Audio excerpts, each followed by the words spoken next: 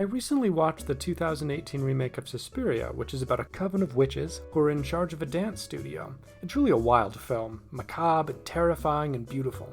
But the thing that struck me is that it escapes the horror film trope of not having substantive themes besides people want to kill ya. Often with the horror genre, a whole bunch of people die in creative ways until it's only the final girl standing. And it all seemingly happens with little overall meaning. Grisly deaths are the focus, and not much effort is put into stringing together the story with interesting themes, but not so with Suspiria. There is a focus and dialogue on mothers and on the perversion of power and the responsibility those in power have to be guilty and shameful for abusing their effect over others. The themes are complex, interwoven through the runtime and various characters' action and spoken dialogue, and use a rich historical backdrop to contextualize things in a memorable way. So how does this connect to The Last Jedi? We'll get to that in a second.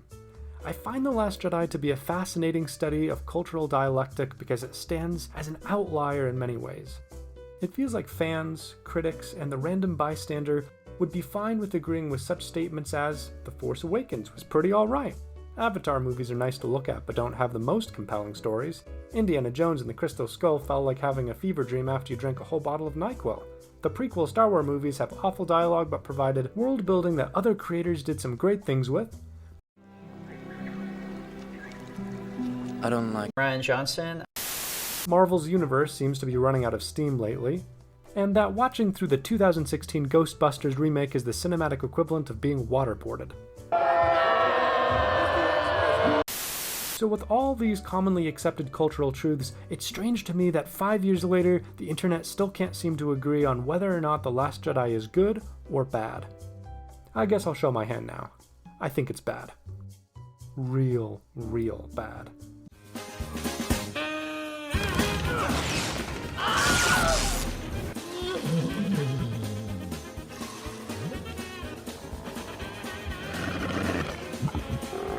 Tell him Leia has an urgent message for him. I believe he's tooling with you, sir. About his mother.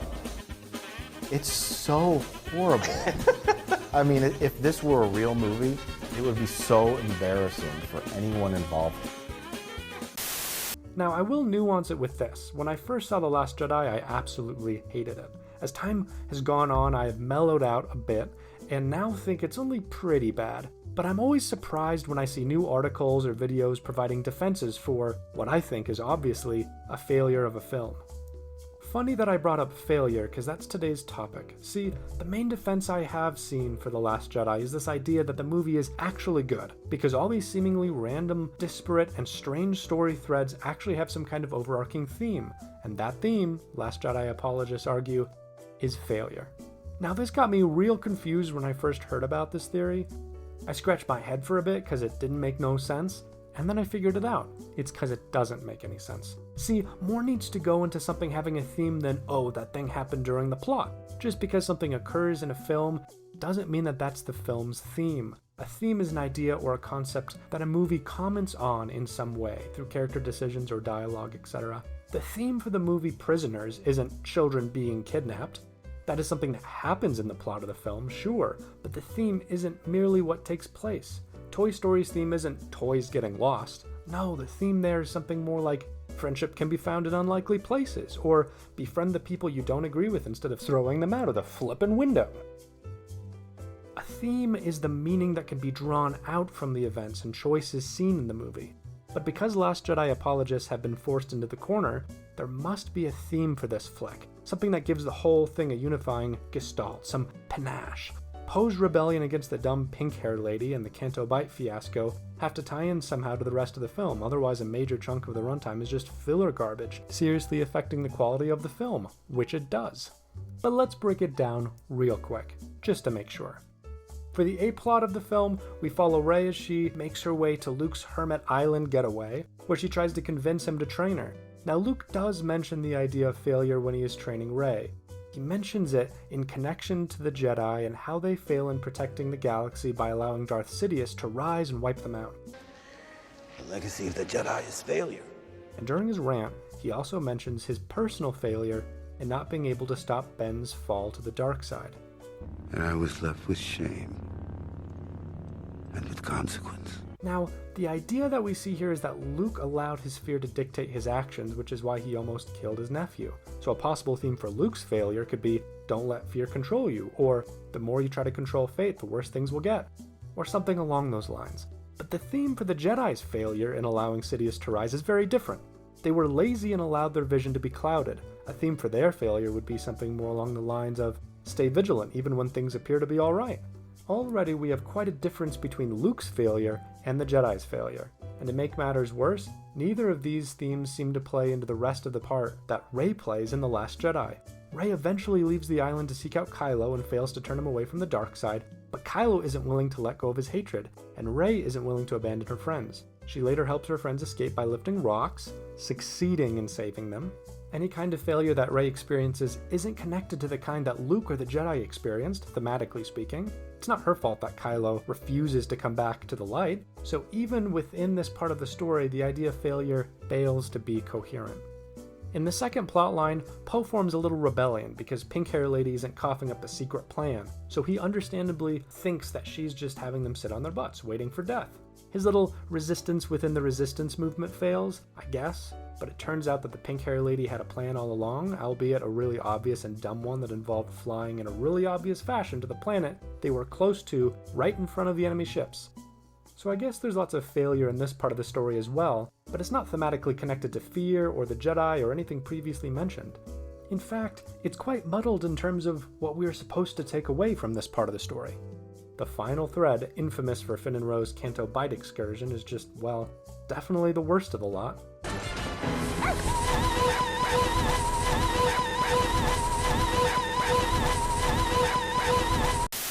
They fail because the shady guy they hire from the prison cell is, well, shady and instantly betrays them. Big surprise. The theme of this failure is something like, don't trust shady people you just met in a prison cell. Maybe? Again, yes, characters are failing, but not in any kind of thematically understandable way. Trying to connect these three plot lines in a cohesive theme of any sort would be like publicly committing a triple homicide and then calling it a Banksy. So what theme does come across in The Last Jedi? Well, it seems that all the main characters at the end are running away continually from their enemies. And it would seem that Rose's infamous line, "That's how we're gonna win. Not fighting what we hate. Saving what we love." which is followed by cinema's worst placed kiss. What you say? What you say?